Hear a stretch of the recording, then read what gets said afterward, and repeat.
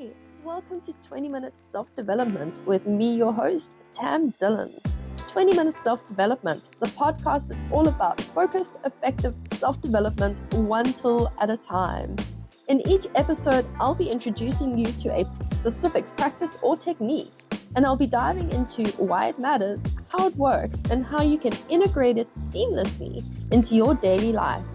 In just 20 minutes, we'll get to the heart of personal growth and insights that make meaningful change feel both accessible and achievable. Let's get into today's episode. Hey, and welcome to the second episode of 20 Minutes Self-Development, the podcast that explores practical tools to empower your personal growth journey. So last week, I unpacked the foundational tool of self-awareness. If you're heading on the journey of self-development, you're going to need self-awareness. So I want to take this conversation deeper this week, and I want to look at how building self-awareness not only helps you understand yourself, but how it enhances your ability to connect with others. So let's get right into it. Let's start with what it really means to understand yourself. Self-awareness is about learning to observe your thoughts, your emotions, and your behaviors without judgment. So you're looking to understand them. That's it. Pause.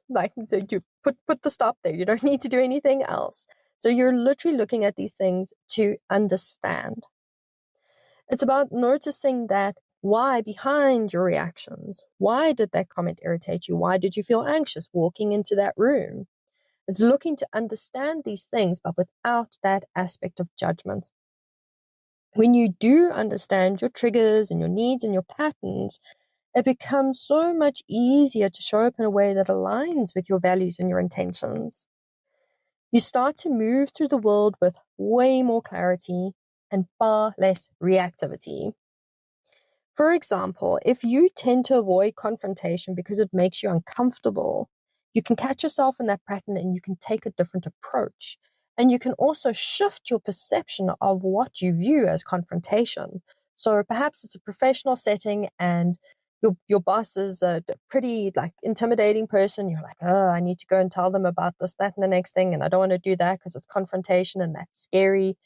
Instead, you can look at it as, I need to go have a conversation with my boss because we need to get clarity on X, Y, and Z. So it shifts your perception. It opens up a more realistic view of what is actually going on. And it does give you a far better sense of control of how you're interacting and engaging with the world around you. So self-awareness is like holding up a mirror to your inner world. At first, it's going to feel overwhelming. It's definitely going to feel uncomfortable. But I show you that over time, you're going to see your strengths, your weaknesses, and your blind spots with so much more clarity and with more compassion. So how does self-awareness enhance our understanding of others? Here's where it gets really interesting. The more you understand yourself, the easier it's going to become to understand others. When you've practiced observing your own inner world, you realize everyone else has their own inner world too. Everyone else is having their own experience of life right now. They're going through their own challenges, their own upheavals, their wins, their losses. Everyone is having their own experience. And when we have just that awareness in its own, is already a powerful thing, because that allows us to just stop and say, like, hey, this person is reacting in this way. Why could that possibly be? What are they maybe having in their experience right now that could be causing that? So really think about it. Every person that you're interacting with on a day-to-day basis is carrying a unique mix of experiences, thoughts, emotions, baggage. Like, they're carrying all of this stuff around. And just as you have triggers and patterns, so do they. When you become aware of this, it opens up a whole new level of empathy. You're going to be less likely to take things personally. You're going to become more objective and far more likely to approach others with a sense of curiosity and compassion. So for example, instead of jumping to conclusions when someone snaps at you, self-awareness helps you to pause and think, what might they be dealing with right now? What's going on for them that they are irritated or snappy? And does it actually have anything to do with me? And probably 99.9% of the time, it won't have anything to do with you. And if it did, you would not need to ask that question. You would probably know that from the get-go. So that simple shift can completely transform the dynamic of a conversation. And in all honesty, it can shift the dynamic of a relationship. It really is so simple, but so incredibly powerful. So let's have a look at the benefits of using self-awareness to connect with others. The benefits of self-awareness to understand others are immense. They're some of the most beneficial benefits that for me personally are really out there. So let's go through some of them. First, there's compassion over judgment. You've heard me mention compassion a couple of times. And compassion, I have to say, when you're cultivating self-awareness and you're cultivating awareness of the world around you, compassion is something that's going to come through naturally. It's not something you're going to have to be like, oh, I need to be compassionate now because I'm being self-aware. It's naturally going to go hand in hand with that developing of that self-awareness. So when you're understanding that people act from their experiences, it becomes easier to respond with kindness instead of criticism. You'll find that you're not seeing the world as like, oh, it's black or it's white and it's this or it's that. You know, this person snapped at me, so they've got to hate me. No, there's a couple of shades of gray going on in between that. And that shade of gray is that person's experience. Maybe their spouse snapped at them this morning, you know, or maybe they didn't get a good cup of coffee, or maybe someone was rude to them in the traffic. Maybe it was something really small, maybe it was something really big. We don't know, and it doesn't matter because we're not there to judge. We're there to understand so that we can have that natural cultivation of compassion. Next, better communication. Absolutely.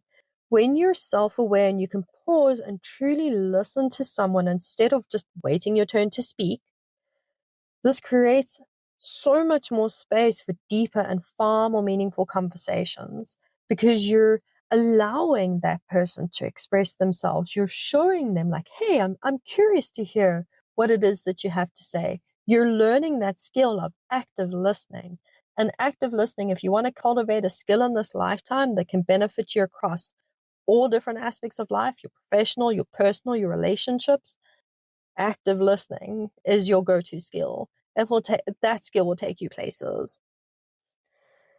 Another benefit is reduced conflict. When you know your own triggers, you can manage your reactions and approach disagreements with a calmer and more grounded energy. And when you're understanding that person's triggers and their experience and where they're coming from, uh, where would you want to come with the conflict? You're like, okay, cool, I understand this person now, so I can't really fight them on us. So it removes conflict in this really beautiful, natural way. Same like the compassion is cultivated naturally. Removal of conflict is a natural process. So having that awareness, having awareness of yourself and what's going on for you, having awareness of the person in front of you and the experience that's going on, you're going to neutralize pretty much any experience. So if it is a heightened experience, way to bring that back into a more neutral, balanced space. Finally, self-awareness strengthens relationships. When you're non-judgmental, people are going to feel safe opening up to you, which builds trust and connection. People are going to want to connect with you. The skill of being non-judgmental, and it certainly is a skill, and it's a skill that absolutely anybody can cultivate. I needed to cultivate the skill of being non-judgmental back when I was a professional tarot reader because people were coming to me with a lot of heavy stuff, a lot of stuff that they felt awkward or embarrassed or uncomfortable to talk to someone else about, and they were coming to me with that. So I had to learn to create that space of like, hey, it's safe for you to open up to me. It's safe for you to talk to me because I'm not here to judge you. I'm here to assist you with your process. So active listening and non-judgment, two crucial life skills. Stick them in your toolbox and practice them. They really are incredibly beneficial. They will take you to some beautiful places in life. So one of the, I would say the biggest things that comes with having self-awareness of others is learning to seek to understand, not to react. And this is where we're neutralizing conflict. We're getting rid of misunderstandings. We're coming from the place of compassion because we're seeking to understand.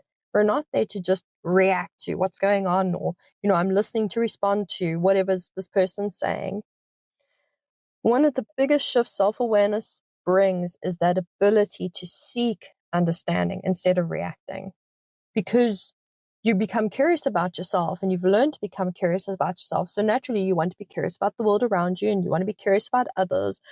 And so you're looking to understand the world around you, not just react to the world around you like, oh, life is happening to me and I'm just going to react to it back. And I'm going to pause and reflect and be like, hey, what is actually happening? What is going on here? How can I understand this better? Think about this. How often do you listen to respond rather than listen to understand? Now, be honest with yourself. Like, take a moment and really think about this. How often do you listen to respond rather than listening to understand? And think about it in different contexts. If you're a working professional and perhaps you work in an office, think about it in that context. When have you listened in a business meeting in order to respond, not to understand what's going on? In your relationships, in your friendships, your family ties, perhaps with your partner, perhaps with your kids, perfect strangers. Someone comes up and starts a conversation with you and you're just like, I don't want to deal with this person, so I'm just going to react. And you're not stopping to actually listen to understand. You're just like, I'm listening for 2 seconds so that I can get out this conversation. So it really becomes such a beautiful skill to cultivate for yourself.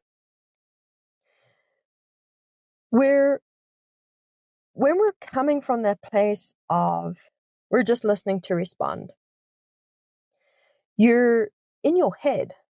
You're not engaged in what's going on around you. You're creating a sense of disconnection in the business meeting, with the family member, with your kid. You create a sense of disconnection because you're going from being an active part of the conversation and listening to understand the conversation merely to just pick up a few keywords and be like, okay, well, they're talking about this, that, and the next thing. So what could I say next? What would be a good thing to say? What could I say that could make me sound better than that person? And now we're looking at competitive thoughts as well. So when we're already formulating a reply in our heads and the other person's still talking, we're not there. Self-awareness teaches you to slow down. And it actually gets you to ask the question like, hey, what is this person really trying to express? Like maybe this person has been droning on for half an hour in this meeting and you're like, like what, like, do I need to be here still? Slow down and pause. Maybe that person is stumbling to express themselves because maybe they're not good at it. Maybe they're having a lot of anxiety right now. Maybe they've got some stuff going on. And when you're engaged in what's going on, they also pick up on that energy. And perhaps that's why they're droning on for half an hour, because everybody is disengaged with what they're saying. And they're hoping, well, maybe if I carry on talking, maybe I'll reel them back in. So coming back to the present moment, coming back to the experience that's going on to understand, like, hey, what is this person talking about? What are they trying to express?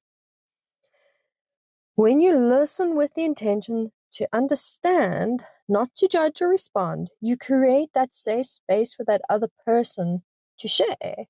You create space for that person to feel seen, to feel heard. This doesn't mean you have to agree with them, though. So we're not listening to understand so that you can respond and be like, yeah, everything you said was absolutely correct. No, so you can engage in a open and healthy, beneficial conversation. What it does mean, though, is that you're giving them the respect of being heard. I think about that for yourself. When you have someone who really stops and hears you, how good does that feel? How empowering does that feel? How safe does that feel? Now imagine allowing others to feel that around you. Like, wow, who wouldn't want to do that for others? Like, be a safe space for another person because, like, hey, I can give you the space to actually hear where you're coming from. And I'm not here to judge where you're coming from either. I'm here just to listen. In turn of you showing them that respect and that grace, they're far more likely to extend this exact same respect and grace to you as well. Because these are things that we, on our core human level, are things that we need. Like, these are how we want to engage with the world around us. We want to be heard, we want to be seen, we want to be acknowledged. And having someone who shows us that, we're like, oh, this person's giving me this. Like, I want to give that back to that person. So we create this really beautiful snowball effect. So how can you put this into practice? Here's a few simple ways we can get you to build your self-awareness so that you can enhance those connections with others. Pause before reacting. This is probably your number one practice. Pause before reacting. The next time you feel triggered in a conversation, or maybe you're bored with the conversation, or this person has been droning on for half an hour in a business meeting, pause, stop. Give yourself a moment to observe yourself before responding so that you know where you're coming from. And you can say, like, oh, actually, I didn't pay any attention to what that person said. So should I be responding right now? Like, will I actually be bringing any value? So we have some self-analysis going on and some self-honesty happening. So pause before reacting. Daily reflection. I chatted about this in last week's episode as well. Taking a few minutes a day to cultivate that practice of self-awareness. So taking 5 minutes in the morning or in the evening, maybe working with a journal, or simply just sitting and being with yourself and observing the self to understand the self, not to judge the self. So have that practice of daily reflection. Ask questions. In moments of misunderstanding, resist the urge to assume. Don't make assumptions. Assumptions make asses out of you and me. Instead, ask open-ended questions. This shows the other person that you genuinely want to actually understand their perspective. You want to actually stop and be like, hey, let me fully actually understand where you're coming from. And this also, again, it cultivates that level of mutual respect. I'm showing you respect because I'm giving you that space and that grace. And taking a moment, instead of getting heated and conflict and you're raging and being like, you're thinking this, that, and the next thing and making all these assumptions, you're instead stopping and saying, like, hey, I'm not actually understanding entirely where you're coming from. Can we backtrack to that point that you made a couple of minutes ago? Maybe that will be helpful. Or could you expand on that? Or could you explain that to me in a different way? Ask questions. Be curious. Practice compassion. So as much as compassion is going to become a natural process that comes along with practicing self-awareness and awareness of the world around you, it is helpful to be mindful of practicing that compassion. Because also when we're practicing compassion, we're naturally going to be practicing awareness, because it's difficult to practice compassion if you don't know what you're being compassionate about. So you have to have awareness of the experience. So you see compassion and awareness, they're just two peas in a pod. I don't believe you can really have one without the other. So remind yourself, everyone is navigating life. Everyone is going through something. Everyone is having their own experience. And you would be amazed at what little bit of kindness, how far that could actually go. Like, that could be a game changer for that person. them droning on for 30 minutes in the meeting and you stopping and like really listening and taking in what they're saying and actually engaging in the conversation, there could be like, wow, I actually felt heard and seen in today's meeting. Like, I actually feel pretty confident about myself. I really needed that. So you're making a difference in the world, small differences that have big impacts. How cool is that? So when you're approaching life in general from a place of curiosity instead of judgment, you're creating opportunities for connection instead of conflict. You're creating opportunities for understanding, for honesty, for building that mutual respect. And even if the situation doesn't resolve the way you hoped, you've maintained integrity, you've acted in alignment with your values, you've come from a place of authenticity, and you've allowed that other person grace and space to come from their truth and their authenticity. So self-awareness isn't just about personal growth. It actually acts as this phenomenal bridge that connects us to the people and the world around us. By understanding yourself, you create the capacity to hold space for others with compassion, empathy, and non-judgment. So this week, I encourage you to take a moment in your interactions to practice pausing before reacting. Pause, observe, seek to understand, ask questions, get curious, be compassionate. You're not looking to engage with the world around you this week, to judge or to respond. You're looking simply to connect with the world around you. That's your homework for this week. So go for it. Go out there, pause, observe, understand, extend that grace to the world around you. Practice it for the week and see how that goes. See how much of a game changer it actually is. You will be surprised at the depth it will bring to your relationships. Thanks for tuning in for another episode of 20 Minute Self-Development. That's it for this week's episode. I hope you've found this week's topic helpful. And as always, don't forget to subscribe.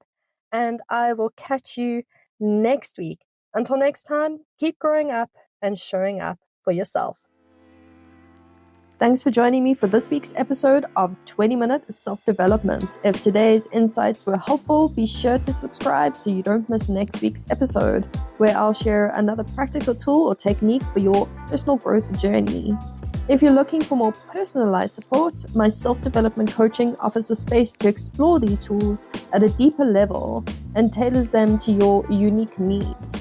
You can also visit the Tam Dillon Academy for all my courses and upcoming programs to also help you along your self-development journey. Until next time, keep showing up for yourself, and remember, growth happens one small intentional step at a time.